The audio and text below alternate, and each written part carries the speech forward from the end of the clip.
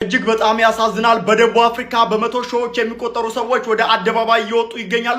ኢትዮጵያውያን በጠራራ ፀሐይ በጥይት በቆሙበት እየተገደሉ ባለበት በዚህ ሰዓት ላይ ጥቁር ደቡብ አፍሪካውያን ጥቁር ሰርቶ ሲበልጣቸው እጅግ በሚያስጠላ ሁኔታ እየተናደዱና ሰዎችን እየገደሉ ይገኛሉ። አሁን ላይ ነገሩ ከብደዋል። በእነሱ ላይም እየደረሰ ያለው ጥቃት በርትቷል። በደቡብ አፍሪካ የሚገኙ ኢትዮጵያውያን አሁን ላይ እያስተናገዱ ያሉት ነገር በጣም አሳዛኝ ሆኗል። መንግስት በአካባቢው ላይ ያለውን የዲፕሎማሲያዊ ሂደት መሰረት አድርጎ አስቸኳይ መፍትሄ ሊሰጣቸው እንደሚገባም በየቀኑ እየጠየቁ ነው የሚገኙት። እንደሚታወቀው በርካታ ኢትዮጵያውያን በደቡብ አፍሪካ ጠንካራ ሰራተኞች ናቸው። ሀብት ንብረት አፍርተው በአካባቢው ህይወት መስርተው የሚኖሩ ናቸው። እነዚህ ኢትዮጵያውያን ናቸው በደቡብ አፍሪካ ተወላጆች ጥቃት እየደረሰባቸው ያለው። ሀብት ንብረታቸው ተዘርፏል፣ በአካላቸው ላይ ጉዳት ደርሷል፣ ህይወታቸውንም ያጧሉ። ለዚህ ጉዳይ የኢትዮጵያ መንግስት አስቸኳይ የሆነ መፍትሄ የሚሰጥበትን መንገድ ሊያመቻች እንደሚገባ በርካቶች ጥሪያቸውን እያቀረቡ ይገኛሉ። ለእነዚህ ዜጎች አስቸኳይ የሆነ መፍትሄ ካልተሰጣቸው በቀጣይ ሊፈጠር የሚችለው ነገር አሳዛኝ ሊሆን እንደሚችል ከስፍራው እየወጡ ያሉ መረጃዎች ያመለክታሉ። በቀጣይ ሊኖሩ የሚችሉ መረጃዎች በዚሁ ቻናል ላይ ይቀርባሉ። ሰበር ዜና። ደቡብ አፍሪካ በአንድ ሳምንት ውስጥ 2745 የውጭ ሀገር ዜጎችን ወደ ሀገራቸው መመለሷን አስታወቀች። በጸረ ስደተኞች ተቃውሞ ጉዳይ የዲፕሎማሲ ውጥረት ውስጥ የገባችው ደቡብ አፍሪካ በሚካሄደው ተቃውሞ ላይ የጦር መሳሪያ ይዞ መገኘት እንደማይቻልም አስታወቀች። የደቡብ አፍሪካ ፖሊስ ኮሚሽን እንደ ኤሮፓ አቆጣጠር ሰኔ 30 ቀን 2026 ይካሄዳል ተብሎ በሚጠበቀው ሰልፍ ላይ ማንኛውንም አይነት የጦር መሳሪያ መያዝ በጥብቅ መከልከሉንና ሕግ በሚጥሱ የማያዳግም እርምጃ እንደሚወስድም አስጠንቅቋል። በሌላ በኩል ደግሞ ሰልፉን ሕጋዊ እውቅና ያለውና መንግስታዊ መብታችን ነው በማለት የነጻ ሀገር በሚል የተጠራውን ትዕይንተ ህዝብ በሰላም መረጋጋትና ህጋዊነት ለመጠበቅ ዝግጁ ነኝ ሲል አስታወቀ።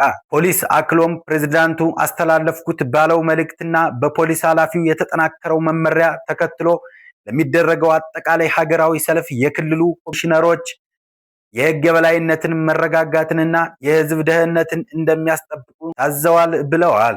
ደቡብ አፍሪካ አሁን ላይ በተለያዩ ሀገሮች እየተወቀሰችና የዲፕሎማሲ ውጥረት ውስጥ የገባችው ሀገር ስትሆን ዓለም አቀፉ መገናኛ ብዙሃን ደግሞ ደቡብ አፍሪካ መለያ ቀለሟን እያጣችና ይህን ለመመለስ ትቸገር ይሆናል ሲሉም ዘግበዋል።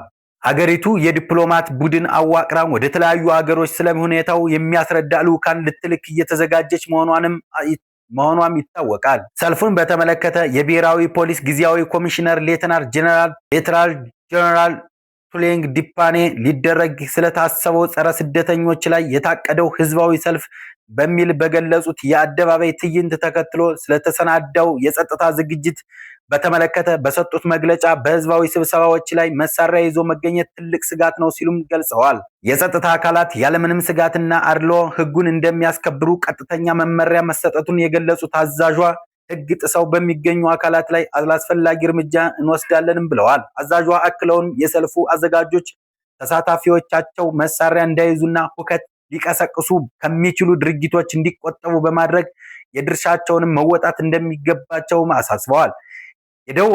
በደቡብ አፍሪካ ያገረሸው የውጭ ሀገራት ዜጎች ጥቃት ዜኖፎቢያ ተከትሎ የተለያዩ የአፍሪካ ሀገራት ዜጎቻቸውን ከደቡብ አፍሪካ በማስወጣት ላይም ይገኛሉ።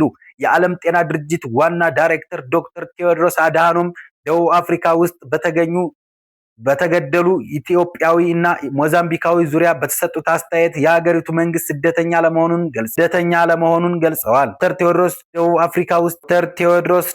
በደቡብ አፍሪካ ውስጥ ሌላ ዙር መጤጠል ጥቃት እያገረሸ መሆኑን በመጥቀስ ድርጊቱ ሀገሪቱን ለነጻነት ያደረገችውን ትግል የሚክድ አሳዛኝ ሁኔታ ነው በማለትም ገልጸዋል። የዓለም ጤና ድርጅት ዋና ዳይሬክተር ደቡብ አፍሪካ ውስጥ በሚፈጸሙ መጤጠል ጥቃቶች የሰው ሕይወት በአጭሩ እየተቀጨ መሆኑን በመግለጽ በቅርቡ የሞቱ ኢትዮጵያዊና ሞዛምቢካዊ ዜጎችን በምሳሌነትም ጠቅሰዋል። ይህንንም ተከትሎ የደቡብ አፍሪካ ባለስልጣናት የዋና ዳይሬክተሩ አስተያየት ትክክል አለመሆኑን በመጥቀስ በሀገሪቱ ውስጥ ተፈጥሯል ስለሚባለው መጤጠል ጥቃት ትክክለኛና አስተማማኝ መረጃን ለዓለም ጤና ድርጅት ለማስረዳት እንደሚፈልጉም ገልጸዋል። ዓለም አቀፍ ግንኙነትና ትብብር መስሪያ ቤት የሚባለው የደቡብ አፍሪካ የውጭ ጉዳይ ሚኒስትር ቃል አቀባይ ለቢቢሲ እንደተናገሩት ዶክተር ቴዎድሮስ የጠቀሷቸው የውጭ ዜጎች ሕይወት በማለፉ እንደሚያዝኑ በመግለጽ ምክንያቱ ግን መጤጠል ጥቃት እንዳልሆነም አስተባብለዋል። በሌላ በኩል ደግሞ በደቡብ አፍሪካ የሚገኙ መጤጠል ቡድኖች ማንኛውም በሀገሪቱ ውስጥ የሚገኝ ህገወጥ ስደተኛ እስከ ጁን 30 ለቆ እንዲወጣ ትዕዛዝ ማስተላለፋቸውን ተከትሎ ከተቀመጠው ቀነ ገደብ በኋላ በሀገሪቱ ውስጥ ከተገኘ ግን ንብረቱን እንደሚዘርፉና ህይወቱን እንደሚያጠፉ ጭምርም ይፋ አድርገዋል። ይህንን ተከትሎ የደቡብ አፍሪካ መንግስት ዛሬ ባወጣው መግለጫ የጸጥታ ኃይሉን ለማጠናከር መወሰኑንም አስታውቋል።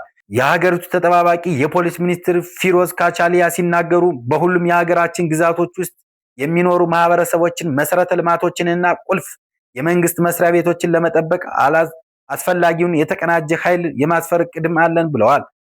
ጨምረውም ሰዎች በሰላማዊ መንገድ ተቃውሞ የማሰማት መብት አላቸው፣ ነገር ግን በዚህ ሽፋን ወንጀል መፈጸም፣ አመጽ ማስነሳትና ንብረት ማውደም አይችሉም ብለዋል። እንዲህ አይነት ድርጊቶችን አንታገስም በማለትም አስታውቀዋል። ደቡብ አፍሪካ መከላከያ ሚኒስትር በበኩላቸው ከጁን 30 አንስቶ እንደ አውሮፕላን ማረፊያ የመሳሰሉ መሰረተ ልማቶች ለመጠበቅ ወታደሮችን እንደሚያሰማሩም ገልጸዋል። በሌላ በኩል የሀገሪቱ ፍትህ ሚኒስትር ማሞሎኮ ኩባይ እስካሁን ድረስ 5000 ህገወጥ የማላዊ ዜጎች ወደ ሀገራቸው መሄዳቸውንም ጠቅሰው በህገወጥ ስደተኞች ላይ ህጋዊ እርምጃ የመውሰድ ስልጣን ያለው መንግስት ብቻ መሆኑንም አስረድተዋል። ተጨማሪ ዜናዎችና አዳዲስ መረጃዎችን እንድታገኙ ቪዲዮውን ላይክ፣ ሼር፣ ሰብስክራይብ ማድረጋችሁን አትርሱ። ሰላም ለእናንተ። በሌላ በኩል ደግሞ የዓለም ዋንጫ ከጨዋታው ባሻገር አንዳንድ ክስተቶች ውድድሩን እያደመቁት ይገኛሉ። ጋና እንግሊዝን 2-0 ካሸነፈች ሚስቴን እፈታታለሁ ያለው ደጋፊ አጣብቂኝ ውስጥ ገብቷል።